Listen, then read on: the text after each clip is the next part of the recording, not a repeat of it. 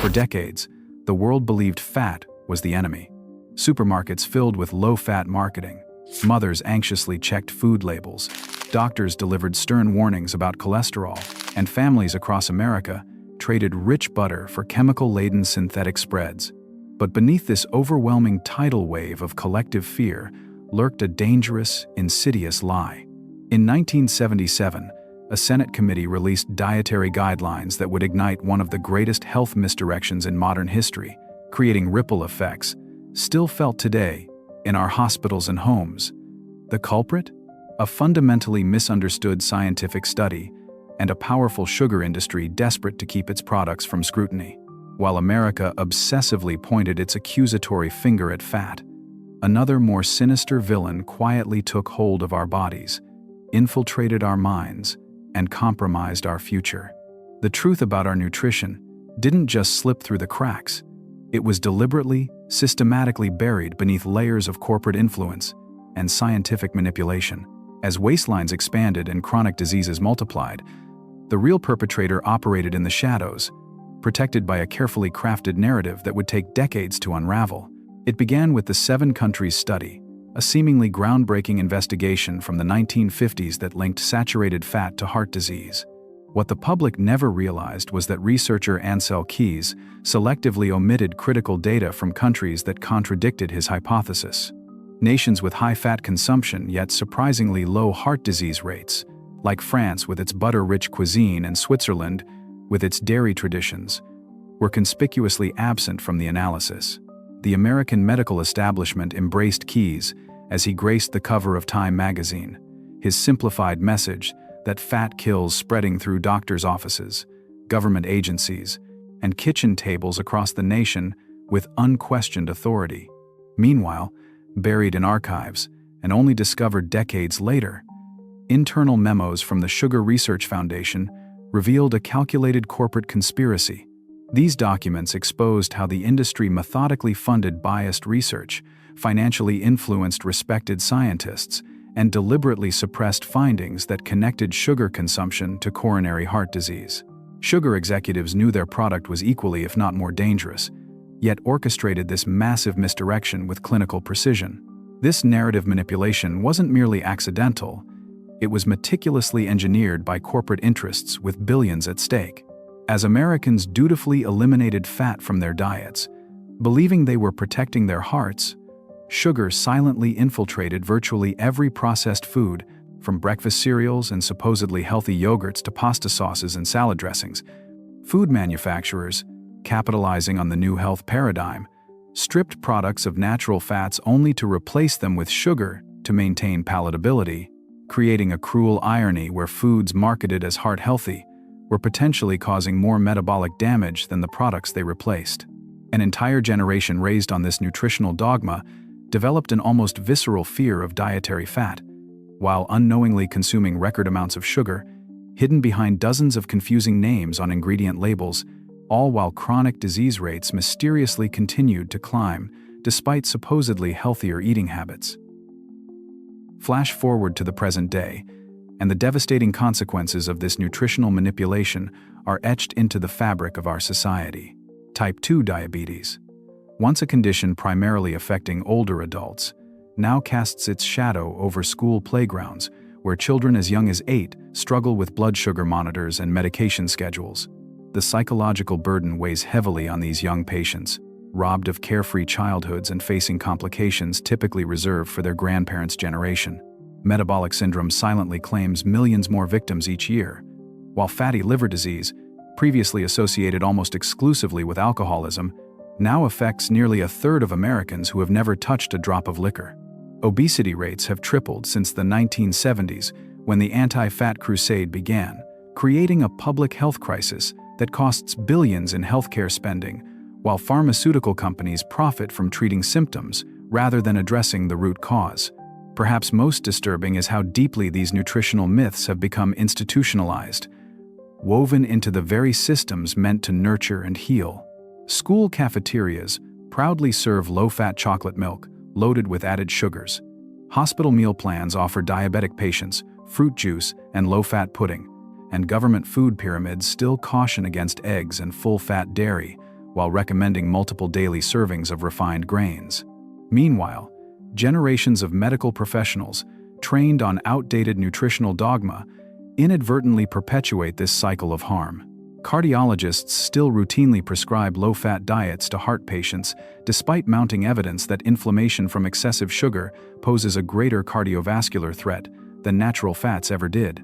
When courageous medical practitioners dare to challenge this entrenched paradigm, citing rigorous research and transformative patient outcomes, they face ridicule from colleagues, censorship from medical boards, and sometimes even loss of hospital privileges.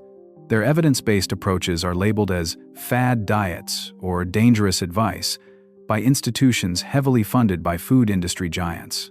The truth remains buried beneath layers of influence, tradition, and financial incentive, while millions suffer needlessly. Yet, this nutritional deception represents merely the visible portion of a much larger iceberg of health misinformation.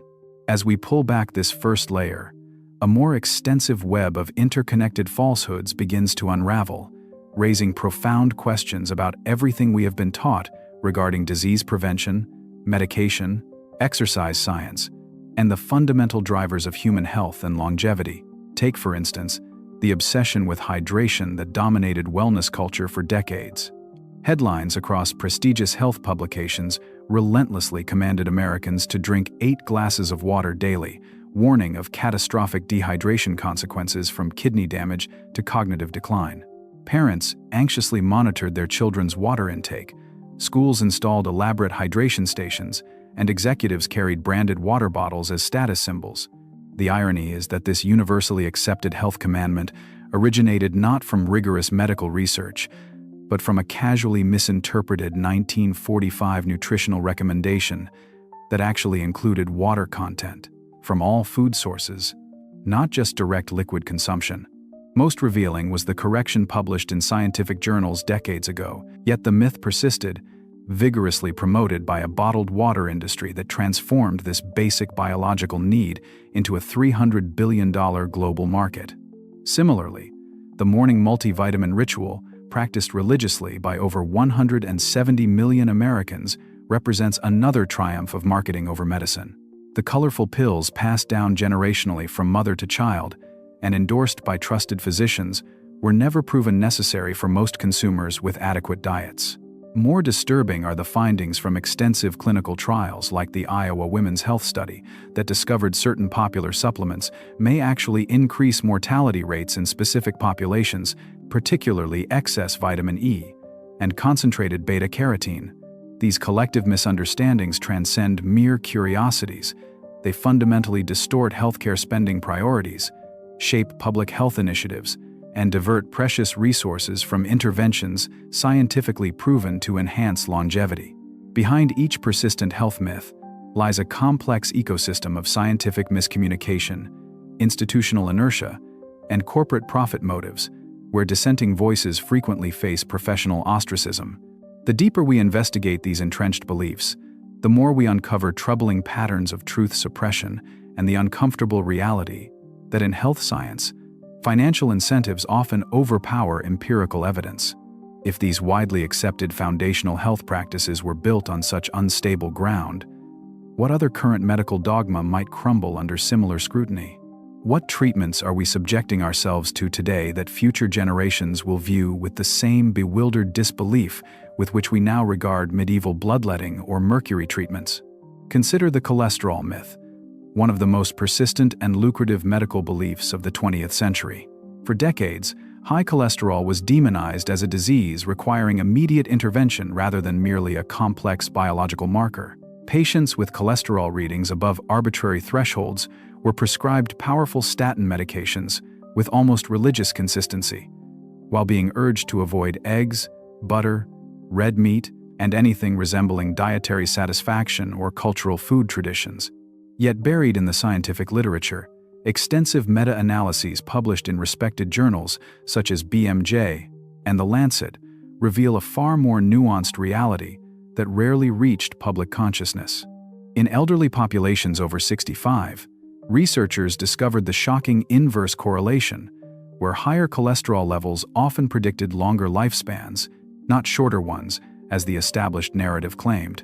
More disturbing still, the obsessive focus on this single biomarker systematically diverted attention from far more accurate predictors of cardiovascular risk, like insulin resistance, triglyceride to HDL ratios, and inflammatory markers that better forecast heart attack risk. Meanwhile, the pharmaceutical industry, with its $19 billion annual cholesterol-lowering drug market potentially at stake, orchestrated comprehensive physician education programs, funded influential medical organizations, and flooded doctors' offices with representatives bearing studies highlighting benefits, while minimizing documented side effects like muscle pain, cognitive issues, and diabetes risk. Medical schools, often heavily subsidized by these same pharmaceutical interests, updated their curricula glacially slow, sometimes decades behind cutting-edge research, while insurance companies continued reinforcing outdated protocols through reimbursement structures that rewarded medication prescriptions over lifestyle interventions.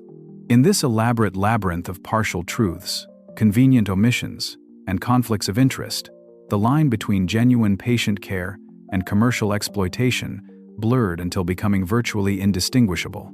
As younger generations now eagerly adopt sophisticated wearable technology, AI-driven health applications, and personalized DNA-based dietary recommendations, they unknowingly build these modern approaches atop the same shaky foundation of recycled myths, now simply packaged in sleeker, more technologically impressive wrappers.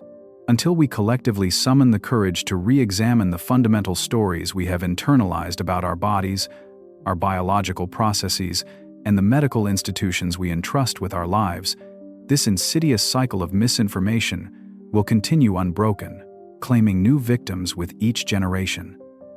The true cure for our health crisis lies not in another breakthrough pill, revolutionary product, or technological innovation, but in a radical act of collective questioning and intellectual honesty about what science genuinely tells us versus what profitable narratives we've been sold. What other medical truths have we accepted that scientific evidence simply doesn't support?